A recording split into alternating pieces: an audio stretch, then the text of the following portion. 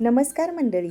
आज मी बनवली आहे अशी रसरशीत, खुसखुशीत आणि अगदी सोप्या पद्धतीने तयार होणारी जिलेबी.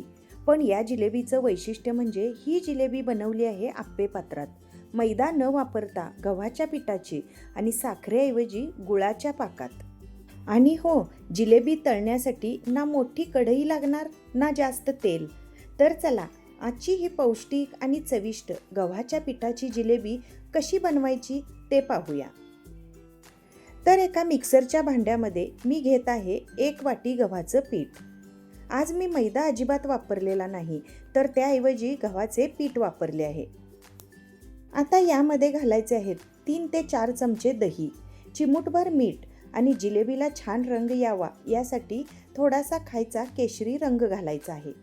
नंतर त्यामध्ये पाणी आणि पाऊण चमचा बेकिंग पावडर घालून हे मिश्रण मिक्सरला फिरवून घ्यायचं आहे. तर बघा, या पद्धतीनं आपलं जिलेबीचं अगदी गुळगुळीत मिश्रण तयार झालं आहे. आता इकडे पॅनमध्ये मी घेत आहे 1 वाटी गूळ. नेहमी आपण जिलेबीसाठी साखरेचा पाक करतो, पण आज मी साखरेऐवजी गुळाचा पाक बनवला आहे. 1 वाटी गुळासाठी 1 वाटी पाणी घालायचं आणि चमच्याने व्यवस्थित मिश्रण मिक्स करून घ्यायचं. तर मंडळी, इथे बेकिंग पावडरऐवजी तुम्ही इनोसुद्धा वापरू शकता. आता हा पाक उकळत ठेवूया आणि तोपर्यंत आपण जिलेबीची पुढची तयारी करूया. तर बघा, इथे मी घेतली आहे दुधाची रिकामी पिशवी. तुम्ही हवं असल्यास एखादी बॉटल किंवा जिलेबी बनवण्यासाठी उपलब्ध असलेली सॉस बॉटलसुद्धा वापरू शकता. आता ही पिशवी एका ग्लासमध्ये ठेवायची आणि त्यामध्ये तयार केलेलं जिलेबीचं मिश्रण भरून घ्यायचं. तर बघा, या पद्धतीने मी मिश्रण भरून घेतलं आहे आणि ही पिशवी क्लिपने व्यवस्थित बंद करून घ्यायची, म्हणजे मिश्रण बाहेर येणार नाही. आता या पिशवीच्या एका कोपऱ्याला कात्रीने अगदी छोटासा कट करून घ्यायचा. आता बघा, आपला गुळाचा पाकसुद्धा छान उकळून तयार झाला आहे. गुळामध्ये कधीकधी थोडा कचरा किंवा मळ असतो, त्यामुळे हा पाक आपण गाळून घेऊया. आता हा पाक एका पॅनमध्ये मी गाळून घेतला. आता यामध्ये घालायचं आहे थोडीशी वेलची पावडर. वेलचीचा सुगंध छान आला की आपला गुळाचा पाक तयार झाला. तर चला, आता इथे मी घेतलं आहे आप्पे पात्र. जिलेबी तळण्यासाठी प्रत्येक साच्यामध्ये थोडं थोडं तेल किंवा तूप घालून घेऊया. आता या साच्यामध्ये आपलं जिलेबीचं मिश्रण या तेलामध्ये सोडायचं आहे. तर बघा, मी या पिशवीतून आप्पे पात्रामध्ये जिलेबीचं मिश्रण सोडत आहे. जिलेबीचं मिश्रण थोडंसं घट्ट असणं महत्त्वाचं आहे. मिश्रण योग्य घट्ट असेल तरच या पद्धतीने अगदी सहज जिलेबी पडते आणि आपल्याला जिलेबीचा गट्टा होण्याची अजिबात काळजी करावी लागत नाही. कढईत मोठी जिलेबी तळण्याऐवजी आप्पे पात्रात अशा छोट्या छोट्या जिलेब्या अगदी छान तयार होतात. तर बघा, या पद्धतीने सर्व साच्यामध्ये मी जिलेबीचं मिश्रण भरून घेतलं. आता सर्व जिलेबी भरून घेतल्यानंतर तळण्यासाठी तसंच ठेवायचं आहे.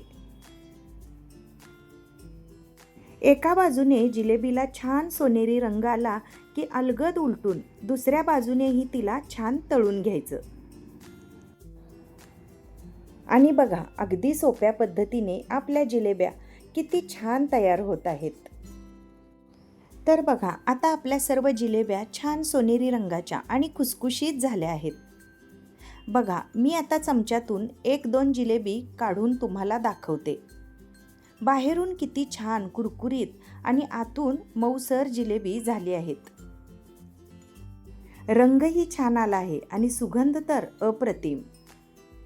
तर मंडळी, यावेळी तुम्ही या पद्धतीने जिलेबी घरी करून बघाच. खूप छान होते, खूप टेस्टी लागते. तर आता वेळ आली आहे या गरमागरम जिलेब्या गुळाच्या पाकात सोडण्याची. तर बघा, सर्व जिलेब्या आपण गुळाच्या पाकात सोडून देऊया. जिलेबीला पाक व्यवस्थित लागण्यासाठी तिला अलगद खालीवर करून घ्यायचं आणि काही वेळ असंच पाकात मुरू द्यायचं. आणि बघा, तयार झाली आपली रसरशीत, खुसखुशीत गव्हाच्या पिठाची आणि साखरेऐवजी गुळाच्या पाकात तयार केलेली जिलेबी. मैदा नाही, साखरेचा पाक नाही आणि आप्पे पात्रामुळे जास्त तेलात तळण्याचीही गरज नाही. चवीला अप्रतिम आणि दिसायलाही अगदी सुंदर. यावर्षी तुम्ही या पद्धतीने जिलेबी नक्की करून बघा. तसंच गणपती बाप्पाचं आगमन होणार आहे, त्यामुळे बाप्पांसाठी नैवेद्य किंवा प्रसाद म्हणूनही तुम्ही ही गुळाची जिलेबी नक्की बनवू शकता. तर मंडळी, आजची ही वेगळ्या पद्धतीची गव्हाच्या पिठाची गुळाची जिलेबी तुम्हाला कशी वाटली ते मला कमेंटमध्ये नक्की सांगा. व्हिडिओ आवडला असेल तर व्हिडिओला एक लाईक करा, मैत्रिणींना शेअर करा आणि आपल्या चॅनेलवर सबस्क्राईब करायला अजिबात विसरू नका. परत भेटूया अशाच छान सोप्या रेसिपीसोबत. तोपर्यंत धन्यवाद.